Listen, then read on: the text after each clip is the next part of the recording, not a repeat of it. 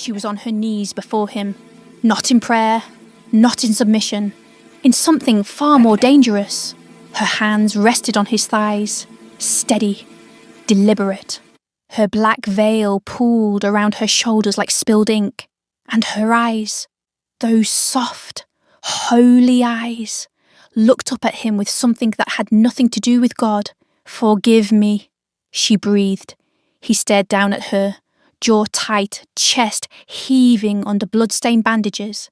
His fingers trembled at his sides, like he was fighting every instinct not to touch her.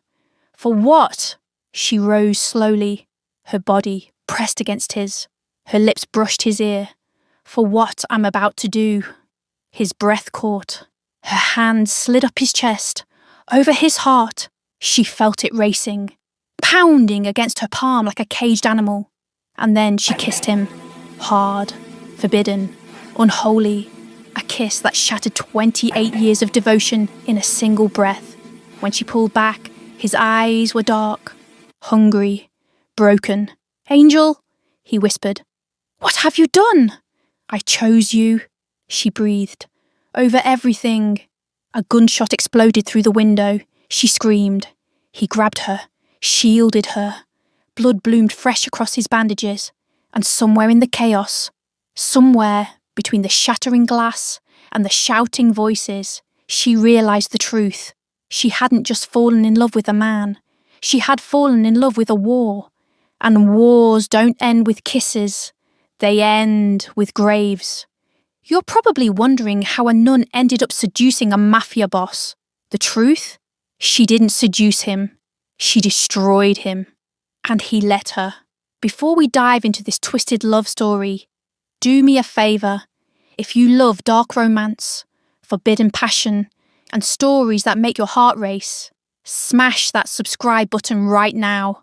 Trust me, you're going to need part 2 after this ending. Now, let's rewind. Let's go back to the night everything changed. The night she opened the wrong door and let the devil in.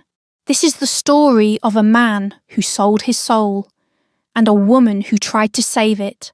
But some souls don't want to be saved. In 7 minutes, Sung Jin Woo would collapse at the feet of a nun. In 7 hours, she would commit her first sin for him. And in 7 days, one of them would be dead. But right now, he just needs to survive the next bullet. The shot tears through his shoulder before he hears the gunfire. He spins, crashes against the stack of crates, blood mixing with rain on the cold warehouse concrete. 4 attackers, maybe 5. Shadows moving through the shattered windows, muzzle flashes lighting up the darkness like angry stars. His men were supposed to be here 30 minutes ago. No one came. Someone betrayed him. Someone who knew his roots, his weaknesses, his schedule. Someone close enough to know exactly where he'd be tonight and exactly how to end him. Jin-woo fires back. Twice. A body drops with a heavy thud. He reloads with shaking hands, blood making the metal slippery.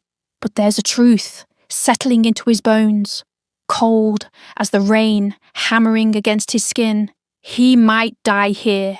And the strange thing, the thing that almost makes him laugh, he's not afraid of death. He's never been afraid of death. He's afraid of dying before he finds out who sold him. A bullet slices past his ear. He ducks, fires again, and another body hits the ground. But there are more coming. Footsteps splashing through puddles. Voices shouting orders. They're surrounding him. Escape. That's all that matters now. He pushes off the crates, staggering toward the rear exit. A bullet grazes his side, burning a line of fire across his ribs. Another takes his balance. He hits the ground hard, tasting iron, tasting failure. "Finish him!" someone shouts. He forces himself up. His legs tremble. His hand slips in his own blood. But he moves, because moving is the only thing keeping him alive. He crashes through the back door into the freezing Seoul night. The rain is relentless, blinding, soaking through what's left of his torn shirt. He stumbles down a hill through overgrown weeds that slash at his legs, headlights sweeping behind him like searchlights hunting prey. They're coming. They would always be coming. And then he sees it. A cross, faint gold against the storm. A building, small, quiet, tucked behind. A wall of trees like it was hiding from the world. A convent. Jinwoo laughs. The sound comes out wet, bitter, broken. Of all the places to die, he mutters. He reaches the door. His knees buckle. His body slumps against the wooden frame, leaving a dark smear of blood across the grain. His vision blurs, darkens at the edges, and the last thing he sees before unconsciousness claims him is her. She shouldn't have opened that door. Sister Amara Nwosu had rules, simple ones. Do not get involved in things beyond the convent walls. Do not ask questions about the violence lurking in soul's shadows. Do not touch the darkness that sometimes crept too close. But when she heard the thump against the door, when she opened it and saw the man crumpled on the doorstep, tall, early 30s, more blood than skin showing, rain plastering black hair to his forehead, she broke every rule she had. "My God," she whispered. "Someone help me." "No!" His hand shot out, gripping her wrist with surprising strength for a dying man. His eyes snapped open, dark, sharp, burning with something she couldn't name. "No one else!" She looked into those eyes. Pain. Yes. Exhaustion. But underneath that, defiance. Like he was daring death itself to take him. "You need a hospital," she said firmly. "I need silence. You'll bleed to death." "Then let me bleed." His grip loosened, his eyes rolled back. He passed out cold on her doorstep, and Amara, against every instinct, every teaching, every sacred vow she had ever made, dragged him inside. The wounds were worse than she thought. She laid him on the small bed in her healing room, a space meant for minor ailments, headaches and fevers. Not this. Not bullet wounds. Not stab marks. Not whatever nightmare had chewed this man up and spit him out. 2 gunshot grazes across his torso. A deep stab wound at his ribs, still oozing. Stitches that had been torn open. Old ones. Half healed. And underneath it all, a map of scars. Across his chest. Down his arms. A long, brutal line across his ribs that looked years old. This wasn't a man who had one bad night. This was a man who had lived through wars. Her hands moved quickly, cutting away the blood-soaked fabric of his shirt, cleaning wounds, preparing thread for stitches. But every few seconds, her eyes flicked to the window, where rain streaked down the glass and darkness pressed against the convent walls. On the bedside table, his phone buzzed. She glanced at the screen. 12 missed calls, all from the same name, Han Seorin. She looked at him, unconscious, bleeding, dangerous. "Who are you?" She didn't ask out loud, but the question wouldn't leave her mind. Men like this didn't stumble into convents by accident. Men with these kinds of wounds didn't come from business meetings or car accidents, or any of the normal tragedies that brought people to their knees. She should call the police. She should wake the other sisters. She should do anything except sit here alone with a stranger whose blood was staining her clean white sheets. But something stopped her. Something in his face, even unconscious, even broken, that looked almost peaceful, like this was the first safe place he'd found in a very long time. She threaded her needle, and she got to work. "You're still here." His voice was a rasp, low and rough, and it startled her so badly, she nearly dropped the suture needle. She hadn't realised he was awake. "I'm treating your wounds," she said, forcing her voice to stay steady. "Why?" "Because I couldn't watch you die on my doorstep. Maybe I deserved it." She paused, needle suspended above his skin. "No one deserves to die alone." He looked at her then. Really looked.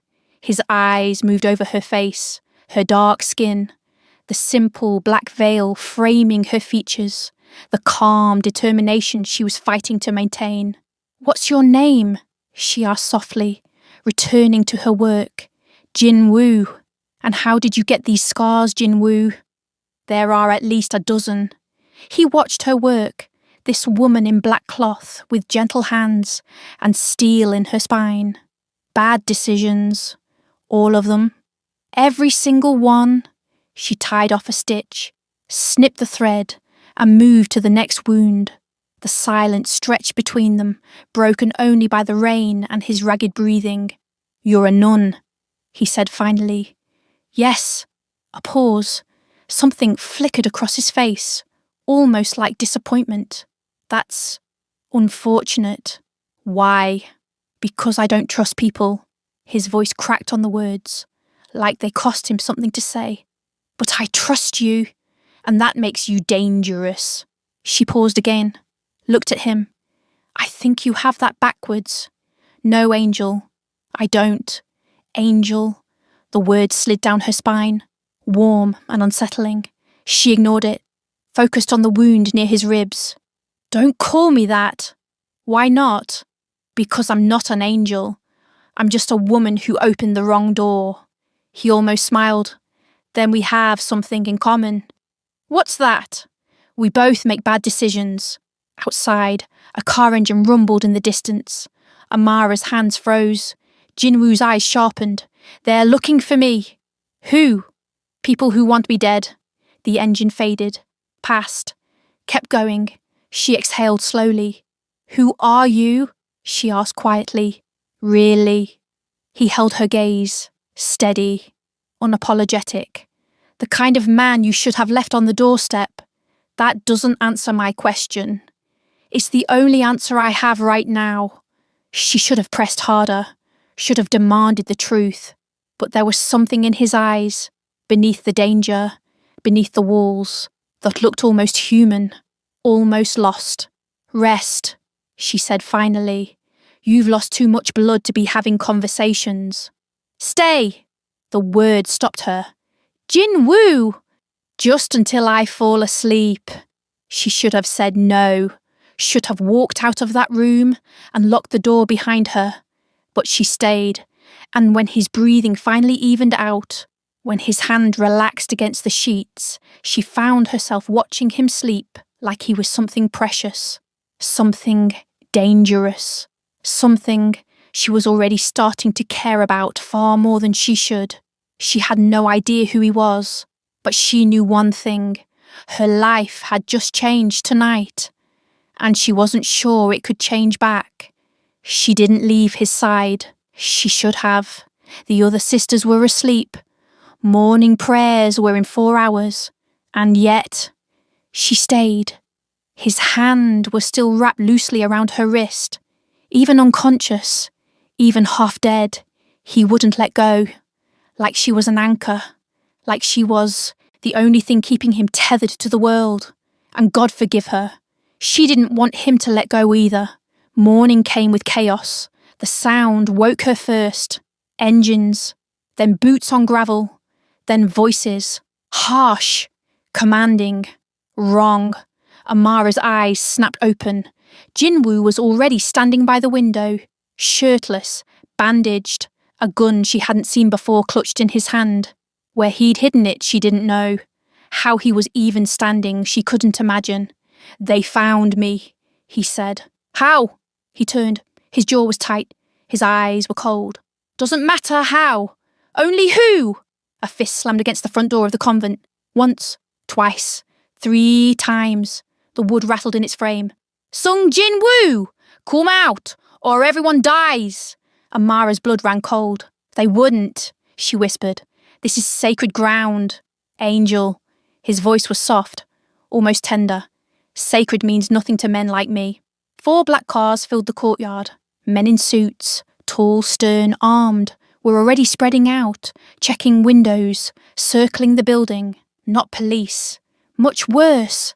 Sister Clementina appeared in the doorway, her face pale with fear. "Sister Amara, there are men." She stopped, saw Jin-woo, saw the gun. Her expression shifted from fear to horror. "What have you done?"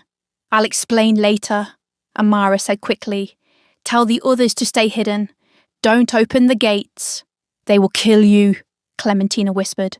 "Child, what has this man done to you?" Amara's breath trembled. "Nothing. Everything. I don't know. You're inviting death into sacred ground." "She's saving my life," Jinwoo cut in coldly. "Again." Clementina stared at him with open contempt, but Amara grabbed her arm. "Please, trust me. Just this once." A long pause stretched between them. Then Clementina stepped aside. "God protect you both," she muttered. "Because I cannot." Amara grabbed Jinwoo's hand. "Follow me. You're risking everything for me," he said, voice low, searching her face. "Why?" "Because something in your eyes last night told me you weren't just a criminal." "I am a criminal." "Then you're a criminal I'm choosing to save. Now move." She helped him through the back corridor, supporting his weight as best she could. He was burning with fever, trembling, his breath shallow, but his eyes remained sharp, scanning every shadow, calculating every threat. They reached the small garden path when Jinwoo stopped abruptly. "Wait," he whispered. Amara froze. "What?" He pointed to the hedge. A gun barrel peeked through the leaves. Jinwoo didn't hesitate. He yanked Amara down just as the shot rang out. The bullet embedded into the brick wall inches from where her head had been. "Move!" he hissed. They ran, ducked low, weaving between garden statues and stone benches. Jinwoo was slow, too slow. His grip on her shoulder tightened with every step, like he was holding himself together by sheer willpower. Another shot. Another. Sparks burst from the stone walkway. Amara pulled him behind, a thick statue of St. Anthony. Jinwoo slid down the base, chest heaving, fresh blood seeping through his bandages. "They found the escape route," he muttered. "Smart. The men outside, those are your enemies. But this one here, loyal to the traitor, he won't miss twice." Amara peeked through a crack in the statue. The shooter was reloading. She had seconds, maybe less. She looked at Jinwoo's pistol lying holstered at his thigh. She had never held a gun before, never even touched one. Every part of her faith screamed against it. But faith wasn't going to save him. She was. She grabbed the gun. It was heavier than she expected, cold and foreign in her hands. "Amara, don't!" She didn't listen. She stepped out from behind the statue, raised the weapon, aimed at nothing, because she had no idea what she was doing, and pulled the trigger. The shot echoed across the courtyard. Silence. Then a body hit the ground. Jinwoo stared at her, genuinely, completely stunned. "You shot him." I didn't mean to kill him." "You didn't. You hit his shoulder. Terrible aim." "I was aiming for his leg." "You almost took his face off." She stared at the gun in her trembling hands. The weight of it. The reality of what she'd just done. "Oh God." "Yeah." Jinwoo hauled himself to his feet, pain flashing across his features. "Welcome to my world, Angel." A shout came from the main gate. "We heard the shot. Spread out." They were running out of time. Amara grabbed his arm. "There's a service gate behind the orchard. We can reach it before they circle around." "How do you know escape routes?" "I grew up knowing danger. You learn to survive it." He looked at her with something like admiration. "I think you might be dangerous. Not as dangerous as you. We're working on that." They sprinted across the orchard, or something close to sprinting. Jinwoo was flagging badly, each step costing him more than the last, but he kept moving, kept pushing, kept refusing to die. The service gate was small, rusty, nearly invisible behind a pile of old bricks. Amara shoved it open and dragged Jinwoo through. They stumbled into the narrow alley separating the convent from the next building, rain immediately soaking them again. Jin-woo leaned heavily against the wall, panting. "I won't make it far." "Yes, you will." "You don't know that." "I know I'm not letting you die in an alley." His eyes closed briefly. "Why do you believe in me so much?" "Someone has to." "This will get you killed, Amara." "I know." He looked at her then, really looked. Rain dripping from his lashes, sweat glistening on his forehead, blood staining his bandages, but in his eyes burned something new, something fierce and protective and terrifying. "You're out of your mind," he whispered. "So are you." He almost smiled, weakly, painfully, but it reached his eyes. "Good. At least we match." She tugged him forward. They had to keep moving. The alley ended at a sloping hill. Jin-woo stopped suddenly. "Car," he muttered. Amara froze. A sleek black BMW was parked at the bottom of the slope, waiting, like it knew they were coming. "That's not theirs," Jin-woo said. "That's mine. Yours. Emergency tracking. It finds me when I can't find it. You have a self-driving emergency getaway car? Angel, I run the biggest syndicate in Seoul. I have everything." He nearly collapsed halfway down the hill. Amara hauled him with all her strength until they reached the vehicle. The moment her hand touched the door handle, it unlocked automatically. Inside, Jin-woo sank into the passenger seat, barely conscious. "Drive!"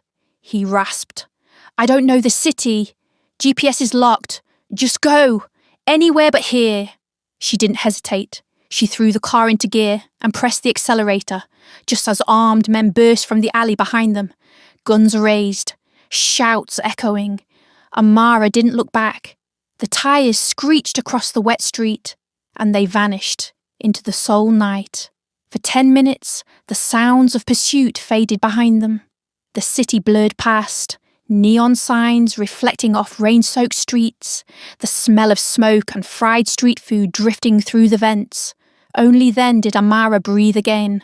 Jin-woo was slumped against the seat, sweating, trembling, his bandages slowly turning crimson.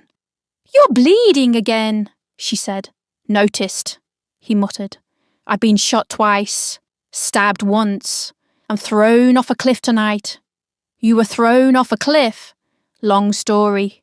Tell me, can I not? You owe me at least explanations." He turned his head slowly toward her. His eyes were heavy, but something intense burned beneath the exhaustion. "I owe you my life." The words hit her harder than any gunfire. She couldn't look at him, not when her cheeks felt warm, not when her heart was beating too loudly in her chest, not when everything about this situation screamed danger, and she couldn't bring herself to care. "Where do we go?" she asked.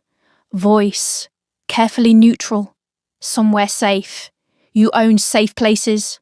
I own Seoul. You own a lot of things." He was quiet for a moment, then, low and rough. "Not the one thing I want right now." Her hands tightened on the wheel. "Jin-woo! Drive, Angel. Before I say something we'll both regret." She pressed the accelerator harder. Finally, Jin-woo pointed weakly. "Turn here." She turned. Ahead stood an old, abandoned temple nestled between modern apartment buildings. Its roof was broken, pillars cracked with age, but the courtyard had been converted into a hidden parking space. "Here?" she asked. "One of my hideouts." "You hide in temples." "I appreciate irony." She guided the car to a stop. Inside, the temple was dusty and forgotten. Stacks of old incense, faded Buddha statues, broken prayer beads scattered across the floor. But in the centre of it all sat a single modern bed, completely out of place. "Really?" she asked. "It's comfortable. It's strange. It's safe." She sighed and helped him onto the bed. He groaned as his weight settled, fresh pain flashing across his features. "I swear," he muttered, "if I survive this, I am killing whoever betrayed me. Revenge isn't a solution. It's my solution. She shook her head and reached for his jacket. Let me see the wound. You should quit being a nun. You're too good at patching up criminals. This isn't funny. It's hilarious when I'm delirious. Take off your shirt. I would, but I might pass out. She rolled her eyes and helped him out of it, peeling away the blood-soaked fabric as gently as she could. The bandages underneath were ruined. She carefully removed them. The stab wound had reopened completely. Blood trickled slowly but steadily. You need real medical care, she whispered, voice trembling despite herself. No hospitals. They'll find me. Then what do I do? Stay. Her breath caught. Jinwoo. Please. The word cracked, broke in the middle like something fragile. She realised in that moment that this man had probably never begged for anything in his entire life. Not once. Not ever. Until now. She dipped a cloth in warm water and began gently cleaning the wound. He watched her silently, too silently. His gaze moved from her hands to her face, lingering on her lips, her eyes, the curve of her cheek. She felt it, felt the weight of his attention, like something physical. Are you always this gentle? He murmured. Yes, it's distracting. Focus on your breathing. It's still distracting, Angel. She swallowed hard and continued treating him. Their faces were inches apart now. His breath brushed her cheek. Her fingers grazed his skin, and she felt him shiver. Not from cold. Her pulse wouldn't slow down. He lifted a hand suddenly and brushed her wrist with his thumb. You're trembling. So are you. He almost smiled. I'm half dead. And I'm half... She stopped. Half what? He whispered. She couldn't say it, could barely think it. The words sat on her tongue like a confession she wasn't ready to make. He tilted her chin up gently, so gently, like she was something precious, something breakable. Half what, Angel? Her lips parted. A loud buzzing shattered the moment. Jinwoo's phone vibrated violently on the table beside them. The screen lit up with a name. Han Seo-rin. He stiffened. His expression went cold. Your fiancé, Amara said quietly. You saw the name earlier. 12 missed calls. She pulled back slowly, putting distance between them. You're engaged. It's complicated. No, it's not. Engagement isn't complicated. It is when it's arranged, he snapped. When it's politics. When it's a contract signed in blood, not love. Arranged or not, you belong to someone. No. His eyes flashed, dark and fierce. I belong to no one. The phone kept buzzing. Answer it, Amara whispered. His jaw clenched. He picked up the phone. Han Seo-rin's voice was ice, cold and sharp and perfectly controlled. Jinwoo, you're making this very difficult. So it was you, not me, but you left me no choice. A pause. You're engaged to me, yet you disappear with some foreign woman. A nun, no less? She laughed. The sound was cruel. Your taste in women has certainly evolved. Amara's stomach twisted painfully. Jinwoo's voice dropped to a dangerous register. If you touch her, please. Seo-rin interrupted smoothly. I don't need to dirty my hands. Others will. Your enemies are coming, Jinwoo. And when they find you, and they will find you, she dies first. Slowly. While you watch. Amara flinched. Jinwoo stood up abruptly, ignoring the pain that flashed across his features. If you come after her, I will burn everything you love to the ground. Every business, every alliance, every person who ever smiled in your direction.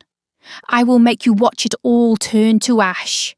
How romantic, Seo-rin mocked, threatening me for a woman you've known less than a day. Tell me, does she know what you really are? Does she know the things you've done? The people you've killed?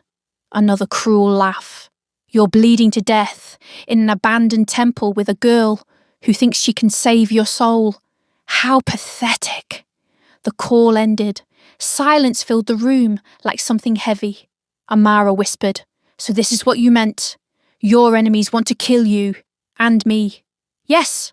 And your fiancé wants me dead." "Yes. And I'm trapped with you." A long pause. "Yes. Jinwoo." She shook her head. "This is insane." He stepped closer. "I know. You're dangerous. I know. You ruin everything you touch. I know. Then why am I still here?" she asked, voice shaking.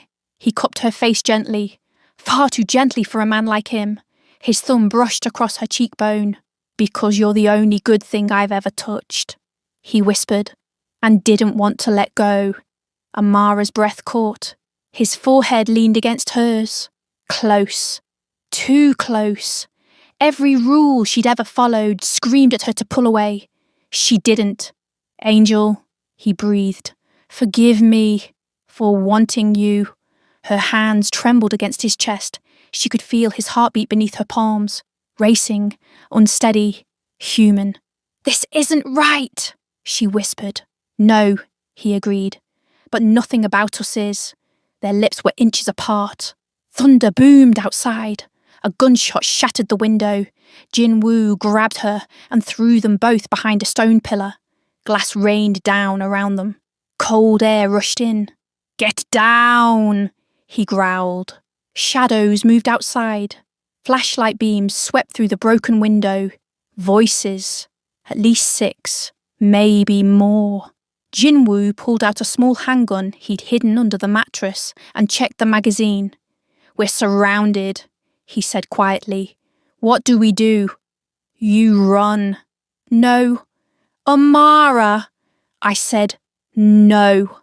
She grabbed his arm, her grip fierce. "I'm not leaving you." His expression cracked, just for a moment, just long enough for her to see something raw beneath the surface. "You're going to get yourself killed," he breathed. "So will you," she countered. "At least, let me die trying to help." The door exploded inward. Amara screamed.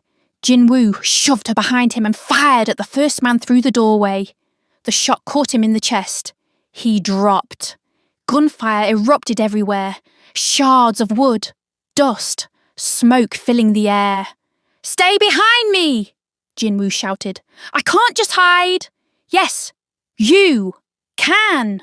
2 more armed men charged through the door. Jinwoo shot one. The other raised his weapon, finger on the trigger. "Amara, run!" But instead of running, she grabbed a heavy Buddha statue from the floor and swung it with all her strength. It connected with the attacker's skull with a sickening crack. He collapsed. Jinwoo stared at her. "Angel!" She was panting, adrenaline coursing through her veins. "Don't say a word." He almost smiled despite everything. "Remind me never to make you angry." The moment of levity vanished as more footsteps echoed outside. More shouting. More guns. Jinwoo staggered. He was losing too much blood. His face had gone pale, his movements sluggish. "Jinwoo!" Her voice broke. "You can't fight anymore. Please, we have to escape." His eyes glazed. "I can't. I'm done." "No." She cupped his face, forcing him to look at her. "Look at me." He did. "Jinwoo, stay alive. Not for revenge. Not for your empire. For me." His breath hitched. More men stormed inside. Jinwoo pulled Amara close, shielding her with his body. His arms wrapped around her like a barrier against the world. "I'll get you out," he whispered against her hair. "How?"